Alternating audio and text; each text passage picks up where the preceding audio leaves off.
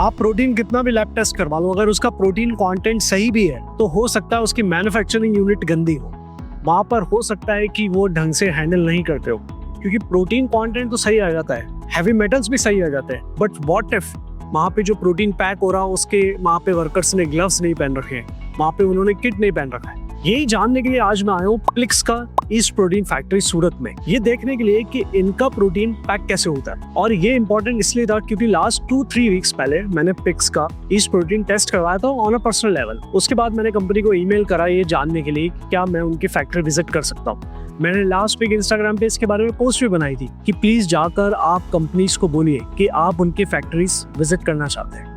Luckily प्लिक्स ने हमें allow करा ये देखने के लिए कि ये प्रोसेस पूरा चलता कैसे है। तो आइए देखते हैं ये प्रोसेसिंग होती कैसे, मिक्सिंग कैसे होता है और लास्ट जो फाइनल प्रोडक्ट आपको मिलता है वो कैसे आपके पास आता है। एज यूजुअल फैक्ट्री में जाने से पहले हमें पूरा मास्क अप करना पड़ेगा क्योंकि हाइजीन इज वेरी इंपॉर्टेंट। हमने सूट अप कर लिए और अब हमने अंदर जाके देखेंगे कि प्लेक्स का ईस्ट प्रोटीन बनता कैसे। सबसे पहले हम मिलते हैं शिवम शर्मा से जो यहाँ पे क्वालिटी लीड करते हैं प्लेक्स प्रोटीन का। अभी हम इनसे जानेंगे ईस्ट प्रोटीन होता क्या है, कहाँ से आता है और ये कैसे इंश्योर करते हैं कि क्वालिटी मेंटेन्ड है ईस्ट प्रोटीन का। एक्चुअली ईस्ट प्रोटीन क्या है, प्लांट बेस्ड प्रोडक्ट है जो कि हम रॉ मटेरियल से हम लोग रिसीव करते हैं, ठीक है, जो हम फाइनलाइज करते हैं उसको प्रोसेस के थ्रू, तो जिसमें फ्लेवर्स वगैरह ऐड करके बेसिकली हमारा ये हम आरएम्स प्रिक्योर करते हैं, उसको देन प्रोसेस करके फिर हम उसको पैक करते हैं। तो आप इंश्योर कैसे करते हैं कि यहाँ पे क्वालिटी मेंटेन्ड है आ रहा है? वो हम इंश्योर ऐसे करते हैं प्रॉपरली हमारा फिनिश गुड आरएम्स का वो प्रॉपरली एनालिसिस होता है, टेस्टिंग पैरामीटर्स जो है प्रोटीन एक्सट्रैक्शन वगैरह और मॉइस्चर्स एंड अदर पैरामीटर्स जो भी रिक्वायर्ड है उसके बेसिस पे हम लोग उसका इंश्योर करते हैं कि हमारा आरएम ओके है। इफ इन केस आरएम हमारा ओके है देन हम we will go for the production. और अगर वेस्ट जो आरएम आ रहा है, रॉ मटेरियल जो आ रहा है वो अगर खराब आता है, इन केस उसके अंदर कोई कंटामिनेशन है, कुछ कचरा निकल गया, तो आप क्या करते हो उसका? Then we will reject the product RM. अब यहाँ पे रॉ मटेरियल स्टोर होता है जैसे कि आप देख सकते हैं। अब इस स्टोरेज के बाद ये रॉ मटेरियल नेक्स्ट कहाँ पे जाता है वो हम आगे देखते हैं। मैं यहाँ पे देख रहा हूँ, यहाँ पे क्वारंटीन लिखा हुआ है। क्वारंटीन का क्या मतलब है यहाँ? क्वारंटाइन इन द सेंस हमारा है कि अभी मटेरियल रिसीव हुआ है हमको, बट अभी तक उसका कोई सैम्पलिंग वगैरह नहीं हुआ है, तो जब हम क्वारंटाइन में उसको इसलिए रखते हैं ताकि प्रॉपर सैम्पलिंग्स वगैरह हो सके आरएम जो हमारे पास रिसीव होता है। उसके बाद फिर हम जब क्वारंटाइन से हमारा सैम्पलिंग हो जाता है तो उसको जब हम सैम्पलिंग जब डन हो जाती है उसके बाद हम उसे अंडर टेस्ट करें। ये under test right? This as the yellow highlighted sticker was the under test। ठीक है, इसके ऊपर अंडर टेस्ट लिखा हुआ है, मतलब ये टेस्टिंग के लिए प्रोसेस में है, अंडर टेस्टिंग है, मतलब सैम्पलिंग डन हो चुका है। आरएम्स की जो टेस्टिंग है वो जब फाइनलाइज हो जाएगी देन हम उसको अप्रूव करेंगे अगर if it all parameter was okay. ठीक है, ये अप्रूव होने के बाद कहाँ पे जाता है? ये अप्रूव होने के बाद सर हम लोग डिस्पेंसिंग में लेते हैं, उसके बाद हमारा प्रोसेसिंग स्टार्ट होता है, मैन्युफैक्चरिंग। अभी हम डिस्पेंसिंग एरिया में आ चुके हैं और आई कैन सी एक लार्ज वैक्यूम है यहाँ पे। इस वैक्यूम का क्या काम है? इसको बेसिकली हम लोग RLF बोलते हैं, reverse laminar air flow.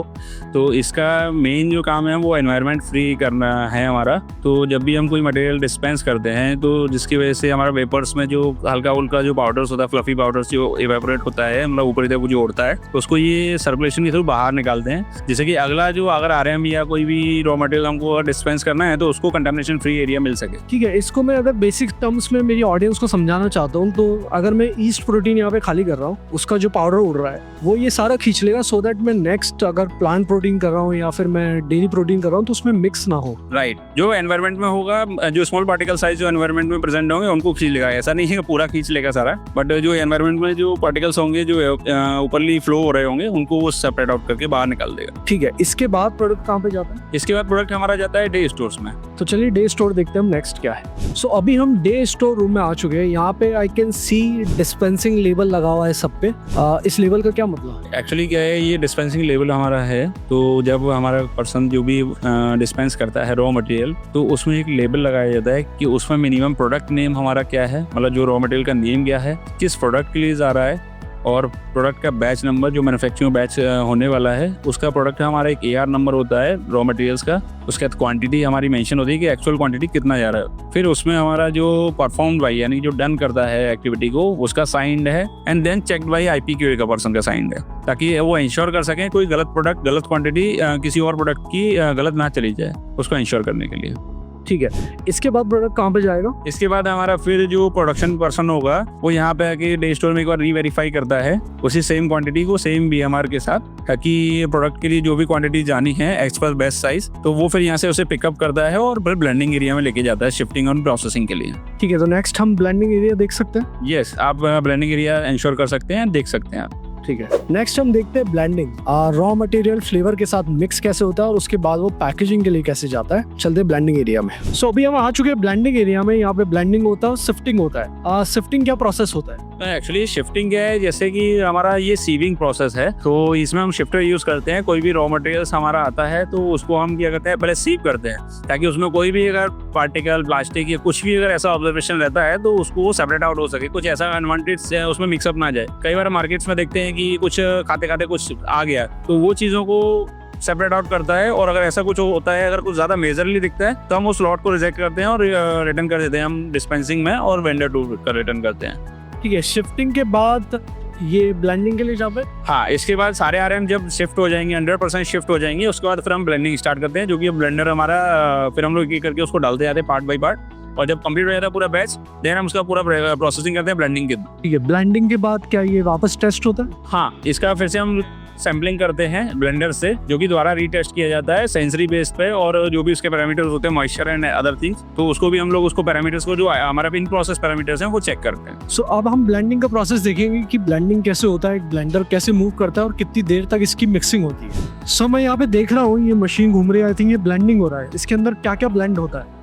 Right, इसके अंदर हमारे जो भी आपने फर्स्ट स्टेप आपने जो देखा शिफ्टिंग का, तो जितने हमारे RMs थे जो हमारे ब्लेंड्स में जाता है, प्रोडक्ट में जाता है, वो सारी शिफ्टिंग होता है। इसमें हम लोड करते हैं और इसकी ब्लेंडिंग हम फिर 35 मिनट्स करते हैं 7 RPM पे, जिससे कि हमारा जो भी RMs हैं सारे मिक्सअप हो जाए अच्छे से, जो कि कोई भी सेपरेशन वगैरह कुछ ऐसा ना है, यूनिफॉर्म मिक्सिंग हो जाए अच्छे से। इसलिए हम 35 मिनट्स को मिक्सिंग करते हैं। So yeast protein, raw material, flavouring हो गया, एक्स्ट्रा आप जो भी उसके अंदर ऐड कर रहे हैं वो सारा यहाँ पे ब्लेंड होता है। राइट, ईस्ट प्रोटीन हो गया, एंजाइम्स हो गए, फ्लेवर्स हो गए, तो जो भी हमारे पास जितने RMs हैं ईस्ट में, जो प्रोटीन्स में जाते हैं, वो सारे इसमें मिक्सअप हो जाएंगे। इसके बाद ये जाता है पैकेजिंग की भी? हाँ, इसके बाद ये फर्स्ट ऑफ ऑल जब ब्लेंडिंग हमारा कंप्लीट होगा, उसके बाद हमारा फर्स्ट इनिशियल सैम्पलिंग होगा, जो IP के प्रोसेस का एक पार्ट है, जो कि क्वालिटी को इंश्योर करता है कि हमारा प्रोडक्ट की मिक्सिंग या फ्लेवरिंग जो अच्छे से मिक्सअप हुआ है कि नहीं, तो हम लोग वो पहले फर्स्ट करेंगे। उसके बाद अगर हमारा IP की टीम अगर उसको अप्रूव करता है, आगे गो एड करता है, देन फिर हम उसे पैकिंग के लिए देते हैं। इन बिटवीन हम उसको डे स्टोर में कैप करके रखते हैं तब तक के लिए। सो शिवम, अभी हम लैब में आ चुके हैं। यहाँ पे क्या क्या टेस्टिंग होती है? जो भी हमारा प्रोडक्ट्स की टेस्टिंग्स हैं, जैसे BD है, मॉइस्चर्स है और प्रोटीन एक्सट्रैक्शंस है, हमारा जो प्रोटीन परसेंटेज हम लोग बेसिकली देखते हैं, कितना प्रोटीन परसेंटेज हमारा है जो हम डिफाइन कर रहे हैं, तो वो सारे पैरामीटर्स हम लोग यहाँ पे चेक करते हैं। देन उसके बाद हम फर्स्ट हमारा जो होता है सेंसरी प्रोडक्ट, तो जो भी हमारा अपीयरेंस है, टेक्सचर है, टेस्ट है, तो एज अ कंज्यूमर हम लोग उसको चेक करते हैं सेंसरी बेसिस। और यहाँ पे जो टेस्टिंग नहीं होती है उसके लिए आप इसको थर्ड पार्टी कितना ऑफन भेजते हैं? हाँ, इसको हम रेगुलरली हम थर्ड पार्टी भेजते हैं। जो भी हमारे जैसे कि हाई मेटल्स हैं जो यहाँ पे हम नहीं कर पाते हैं, या अमीनो एसिड प्रोफाइल्स है, वो हम लोग थर्ड पार्टी बेस पे कराते हैं रेगुलरली, पीरियडिकली, जो हमारा टाइम टेबल्स है उसके according. Do you suggest your audience या आप कस्टमर्स को बोलते हैं कि वो भी जाके टेस्ट करवा सकते हैं? Yes, definitely, he will also allowed, मतलब वो आप जाके कभी भी आप टेस्ट करा सकते हैं। Are you confident about this product? Yes, of course. Thank you so much. मतलब as a lab testing person, मैं जो ऑफर लैब टेस्ट करवाता हूँ सारे प्रोडक्ट, मैं कॉन्फिडेंस ही देखना चाहता हूँ ब्रांड्स। डेफिनेटली, क्योंकि हम ऑलरेडी ये क्वालिटी को हम लोग पहले से ही प्रायोरिटी देके चलते हैं। हमारा टारगेट कभी भी प्रोडक्शन या कोई ऐसा इश्यूज नहीं है। हमारा डायरेक्टली सबसे पहला टारगेट रहता है क्वालिटी में सिर्फ को लेकर, देन उसके बाद हमारा रहता है फूड सेफ्टी को लेकर, कि मतलब फूड सेफ्टी में क्या हमारा कंज्यूमर्स जो एंड कंज्यूमर्स है वो कंज्यूम करे, उसको कोई रिलेटेड ना कोई भी इश्यूज ऐसा ना ऑब्जर्व हो रिलेटेड क्वालिटी रिगार्डिंग, रिलेटेड कोई भी हाइजीन्स के रिगार्डिंग कि कुछ और मिल गया या कुछ इम्प्योरिटीज वगैरह उसमें ना मिले, क्वालिटी से रिलेटेड, कि अगर उसको थर्ड पार्टी कभी भी टेस्टिंग कराना हो तो ईजिली करा सकते हैं। ठीक है, थैंक यू। अब हम आगे देखते हैं पैकेजिंग का प्रोसेस। अभी हम आ चुके हैं फाइनल पैकेजिंग में, जहाँ पर प्लेक्स का प्रोटीन पैक होता है। ये पैकेजिंग का प्रोसेस कैसे होता है, थोड़ा समझाइए। तो चिराग जी, ऐसा पैकेजिंग का प्रोसेस है कि जब हमारा ब्लेंड रेडी हुआ उसके बाद हम उसको डे स्टोर करते हैं। पैरेलली जो हमारा एनालिसिस होता है इन प्रोसेस वाला, हम लोग उसको फाइनल आउट करते हैं। जब वो हमारा वो हेड हो जाता है IP QA से, फिर उसके बाद हम लाते हैं इधर, ये हमारा ऑगर स्क्रू लाइन है, तो इससे क्या है, हम जो पाउडर की फिलिंग करते हैं, आप जो अंदर इसमें स्क्रू देख रहे हैं, वो हमको यूनिफॉर्म डिस्ट्रीब्यूशन दिखाता है पाउडर्स का, और कितना क्वांटिटी हमको रिक्वायर्ड है उस बेसिस पे वो हमें फिलिंग करके देता है। लाइक 1 kg का हमारा जैसे पाउच है, तो वो 1 kg उसको फिल करेगा। सो अभी मैं देख रहा हूँ ये फाइनल पैक होके आ गया है।